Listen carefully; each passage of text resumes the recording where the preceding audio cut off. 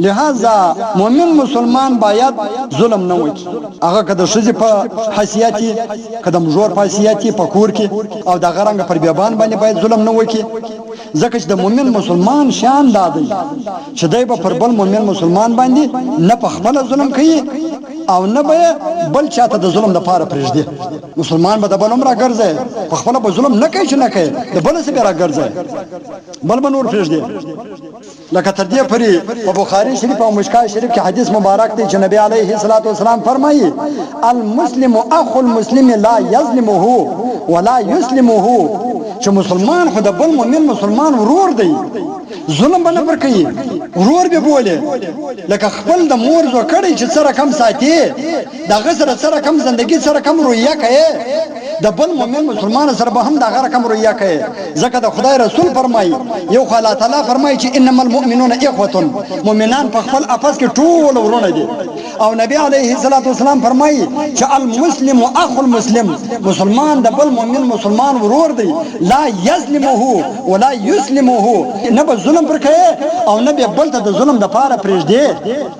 عمل به پکې به د دوړو کارو باندې، نه به په خپل پر مؤمن مسلمان باندې ظلم کوي او نه و دشمن ته د ظلم د پاره پرېږدي. او بل د مؤمن مسلمان شان دا دی چې دی به هیڅ کله او په هیڅ صورت کې بل مؤمن مسلمان ته ضرر نه رسوي. لکه د بخاري شریف او مسلم شریف حدیث مبارک دی چې نبی علیه الصلاۃ والسلام فرمایي المسلم من سلم المسلمون من لسانه و یده، چې کامل مؤمن مسلمان هغه څوک دی چې نور مؤمنان مسلمانان د د ژبې او لاس د ضرر څخه محفوظ دي. اصل مسلمانی دغه ده، مسلمانی دا نه ده چې منځله پر خپل چې باندې راسه، نه مسلمانی خالد المنځه نوم دی، نه مسلمانی خالد حج نوم دی، نه مسلمانی خالد روژه نوم دی، نه مسلمانی خالد طواف نوم دی، بلکې اصل مسلمانی نبی علیه الصلاۃ والسلام وای دا دی د هر شي سره جلا کړی دی. وای اصل مؤمن مسلمان، حقیقي مؤمن مسلمان، کامل مؤمن مسلمان هغه څوک دی چې د لاس او د خولې څخه بل په امان د چا غیبت نه وکړي، د چا چغلخوري نه وکړي، په چا پسې منافقت نه وکړي، د دوه کسانو په مابین کې شیطانت او منافقت نه وکړي، دوه کسان سره خطا نه باسي او په لاس باندې څوک ونه ولي. دغه نبی علیه الصلاۃ والسلام وایي دا بهترین او کلک افضل ترین مسلمان دغه چې هغه ستا د خولې او ستا د لاس څخه په امانی. حتی چې نبی علیه الصلاۃ والسلام په دین اسلام کې دا عمل ډیر بهترین او افضل عمل بللی دی چې څوک د چا د خولې او د لاس څخه په امان دي. دې بهترین او افضل ترین عمل په ټول اسلام کې ویلی. لکه په بخاري شریف او مسلم شریف کې حدیث مبارک دی چې حضرت ابو موسی اشعری رضی الله تعالی عنہ فرمایي چې صحابه کرام د نبی علیه الصلاۃ والسلام څخه یو وخت پوښتنه وکړل، دا یې ورته وویل یا رسول الله ای الاسلام افضل، چې اے د الله رسوله کوم اسلام ډیر افضل دی، یعنی په اسلام کې کوم عمل ډیر بهترین او افضل ترین عمل دی، او په اسلام کې کوم سره ډیر افضل او خدای تعالی ته ډیر خوښ دی. دا پوښتنه جوړ کړل. نو پیغمبر علیه الصلاۃ والسلام ورته فرمایل من سلم المسلمون من لسانه و یده، چې په ټول اسلام کې ښه سړی بهترین عمل والا هغه څوک دی چې د هغه د ژبې او د لاس څخه نور مؤمنان مسلمانان محفوظ، دغه بس بهترین انسان او بهترین عمل دی په ټول اسلام کې. ګوره چې کله هم پر یو مؤمن مسلمان باندې څه مصیبت یا غم یا ناجوړي یا بل داسې تکلیف او مشکلات پر راسي،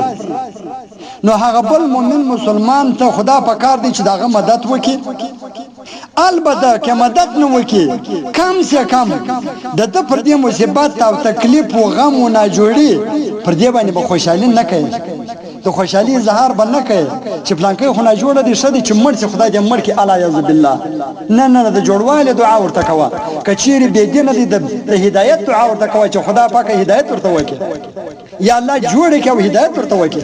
د مرګ خواست به نه کوي، په ناجوړي به خوشحاله کېږي نه، کنې ورنه الله تعالی به دا سړی د دې ناجوړي د دې غم د دا مصیبت د دې پریشانی او تکلیف او مشکلات څخه به خلاص کړي. الله تعالی به تا کې مطلع کتاب الله تعالی په اخته کړي. دا کېدای شي لکه تر دې پورې ترمذي شریف او نور کتابو کې حدیث مبارک ذکر دی وایي چې نبی علیه الصلاۃ والسلام فرمایي لا تظهر الشماتة لأخيك فيرحمه الله ويبتليك چې ازما امتیانو د خپل مؤمن مسلمان ورور په مصیبت باندې خوشحالي مشکاره کوه د خوشحالي اظهار مکوه ځکه دا کېدای شي چې الله جل جلاله به پر هغه باندې رحم وکړي یعنی د هغه څخه به دا مصیبت پور کې د دا مصیبت څخه به اخلاص کی او تا به په دا مصیبت کې مبتلا کې تا به په اخته کې دا مصیبت او دا تکلیف پر تا باندې راولي دا کېدای دا رسول الله صلی الله علیه وسلم فرمایي ترمذی شریف حدیث د مسلمان په کمی باندې مخ خوشاله کېږي د مسلمان په مصیبت او په غم او په تکلیف او په مشکلات باندې په پریشانی باندې مخ خوشاله کېږي ځکه یو مؤمن مسلمان خو د بل مؤمن مسلمان د پاره اندار ده لکه په دا اندار کې چې سړی ګوري د مخه صدا ګرد غبار او یو قسم یو دانا معنا یو شی یو بشکلی هغه شی د مخه سلیری کوي د ځان سلیری کوي په اندار کې وګوري دغه رقم چې بل مؤمن مسلمان باندې مصیبت او غم او تکلیف او مشکلات پریشانی هغه به تجنیر کوي هغه به پر اسانه کوي کې د پیسو مسله د پیسې ورکا کې د روپۍ مسله د روپۍ ورکا کې یو بل خبره د هغه ور حل کا که په بیان او په تقریر او په حدیث او په قران باندې کېږي هغه خبره ورته وکا په هغه باندې دلاسا کا که په یو بل شي باندې دلاسا کېږي په هغه دلاسا کا خو لیکن ورنه خوشحالي اظهار بنه کوي خوشحالي بنه کوي په خوشاله کېږي بنه په مسلمان باندې ورنه قسم به خدای الله تعالی باغ خلاص کی جوړ بشي الله به تا په دغه مصیبت او په دغه تکلیف باندې اخته چا په غم باندې خوشاله مکو دعا کو پټ پټ دعا ورته کو د دوه رکعات نه پرس کوه